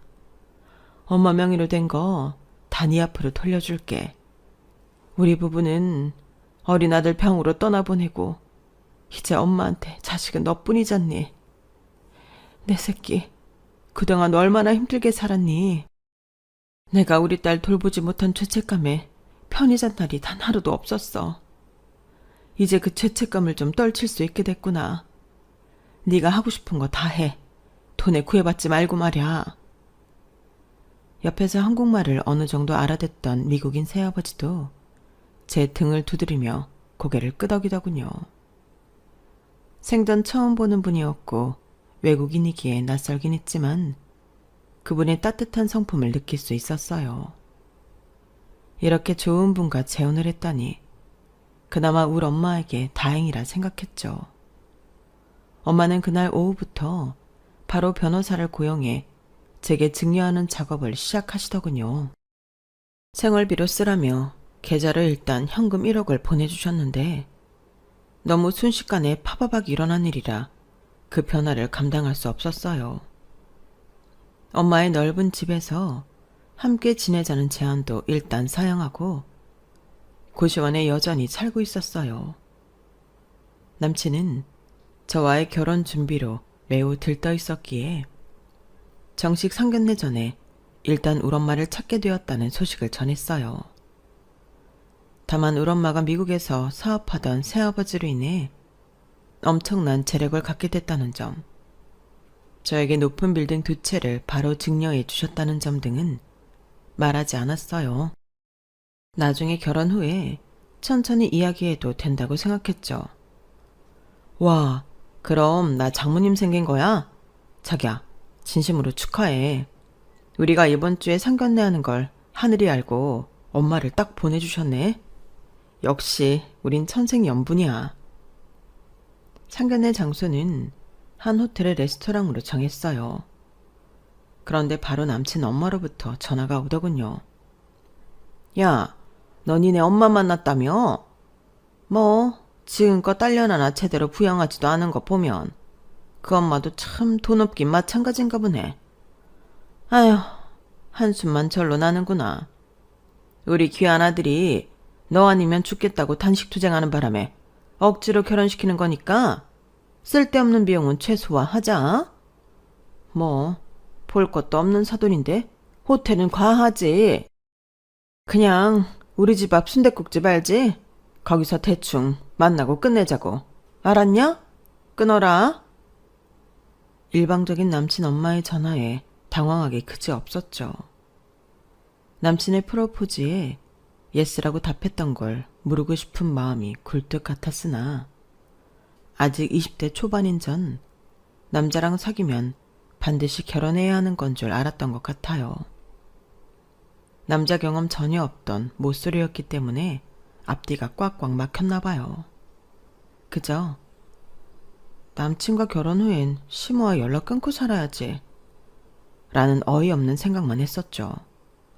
엄마에게 상견례 장소와 시간을 알려드렸어요. 순댓국집이라는 말에 엄마도 좀 당혹스러워 하셨지만 저의 모든 걸 다 지원해 주시고 싶은 마음에 무조건 다 오케이 하시더군요. 상견례 당일 남친과 저 그리고 남친 엄마가 먼저 도착했어요. 남친 엄마는 배가 고팠는지 순댓국을 먼저 시켜서 우걱우걱 먹더군요. 진짜 예의를 밥 말아먹은 여자였죠. 사돈이 오기도 전에 먼저 개걸스럽게 먹는 꼴이라니.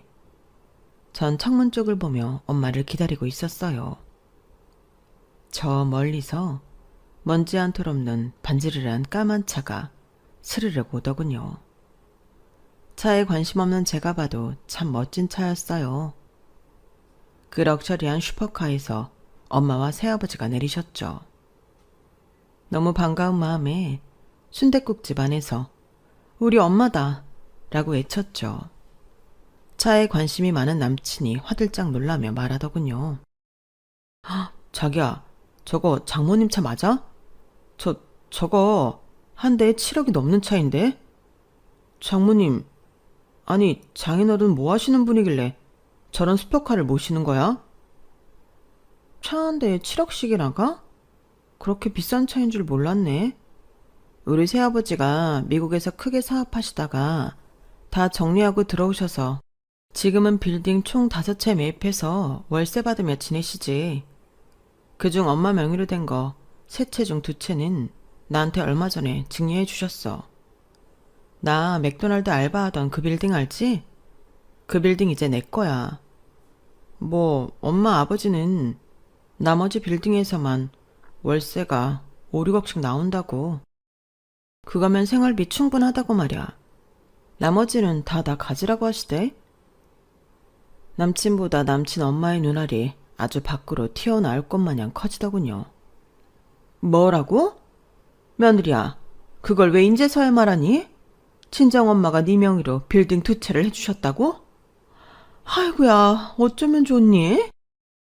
이거 복이 터졌구나. 우리 아들 땡 잡았네. 땡 잡았어. 가만히 있어봐라. 내 얼른 나가서 사돈을 순댓국집으로 모셔와야지. 남친 엄마는 신발도 신지 않고 맨발로 울 엄마와 새아버지를 향해 뛰쳐나가더군요. 아우, 사돈어른 너무 반갑습니다. 제가 앞으로 우리 귀한 순진이 시엠이 될 사람입니다. 너무 예쁜 순진이를 저희 집으로 보내주셔서 감사합니다. 언제는 꽃뱀이니 하며 날 무시하고 조롱하던 남친 엄마가 예쁜 순진이니 뭐니 하는 걸 보니 구역질이 날 정도로 역겨웠어요. 한마디로 현타가 세게 온 거죠. 그 순간 이건 아니다 싶더군요. 이 모든 걸 중단시키고 싶은 마음에 저도 맨발로 뛰쳐나갔어요. 스탑이에요. 남친 엄마는 그저 한바구음을 지으며 마냥 행복해하며 물었어요. 며느라, 네 새아버지가 미국인이라고 지금 영어하는 거냐? 우리 아가가 영어까지 잘하는 줄 몰랐네. 근데 뭐가 스탑이라는 거니? 네 결혼 준비 다 무효로 돌린다고요. 내가 미쳤지. 당신 같은 여자의 며느리로 들어갈 생각을 하다니. 남친이 단생투직만 안 했어도 결혼까지 약속하지 않았을 거예요. 남자를 처음 사귀어봐서 사귀면 다 결혼해야 하는 줄 알고 여기까지 왔는데 이건 아닌 것 같아요. 엄마, 아버지, 이 결혼 다 올스톱이에요. 순진아, 대체 그게 무슨 말이야? 왜 스탑이라는 거야? 뭐가 잘못됐니? 엄마한테 다 말해봐. 엄마, 이 여자가 저보고 돈 없다고 무시하고 자기 아들이랑 헤어지라고 내가 일하던 알바자리 다 잘리게 만들고 집에서도 쫓아냈어요. 나보고 꽃뱀이라고 하면서 모욕 준 여자라고요. 내가 미쳤어요. 이 결혼 무효예요. 뭐? 우리 귀한 딸한테 그런 망발을 짓거렸단 말이야? 당장 집으로 돌아가자. 이 시간부로 우리 딸한테 경호원 붙일 거니까 절대 접근할 생각 말아요. 당신 아들도 마찬가지예요. 사돈 어른, 우리 순진이한테 잘못했던 건 제가 이렇게 무릎 꿇고 사죄드리겠습니다. 우리 돈 많은 며느리 절대 못 잃어요. 내 빌딩, 내 돈, 아니 우리 아들 돈. 그게 왜 당신 돈이고 당신 빌딩이에요? 진짜 파렴치한 사람이네. 얼른 가요, 엄마 아버지. 남친이 뒤늦게 쫓아와 날 붙잡았지만 그 모자의 꼴을 더 이상 보고 싶지 않았어요. 얼른 뿌리치고 새아버지의 차를 타고 요요히 떠났죠. 그렇게 저희 결혼은 눈앞에서 파토나고 말았답니다. 살면서 가장 잘한 행동인 것 같아요. 납작 엎드려 구애하는 남친에게 질질 끌려 진짜 결혼해서 혼인신고까지 했다고 생각하면 너무 끔찍하네요. 저는 지금 미국으로 대학에 갈 준비를 하고 있어요. 아마 대학에 합격하면 엄마 새아버지와 함께 다시 미국으로 건너가 지낼 것 같아요. 오래전에 손 놓은 영어 공부지만 원어민 교사가 되어주는 새아버지의 트레이닝 덕분에 하루가 다르게 실력이 늘고 있네요. 엄마와 새아버지에게 그저 감사할 따름입니다. 그리고 세상과 내 운명에 감사해요. 꼭 돈 많은 엄마여서가 아니라 날 조건 없이 사랑해주는 엄마가 다시 내 곁으로 돌아와줘서 날 찾아줘서 그 운명의 끈에 그저 고맙네요. 역시 세상에서 엄마가 최고인 것 같아요. 여러분도 오늘 엄마한테 부모님한테 사랑한다는 말 한 번쯤 해보셔도 좋을 것 같아요. 엄마라는 존재가 당연히 옆에 있는 게 아니라는 걸 저는 너무 잘 알기에 더없이 소중하네요. 엄마, 사랑해요. 여러분, 사연 댓글에 응원과 현명한 조언 부탁드려요. 좋아요와 구독은 저에게 큰 힘이 됩니다. 오늘도 좋은 일 가득하세요.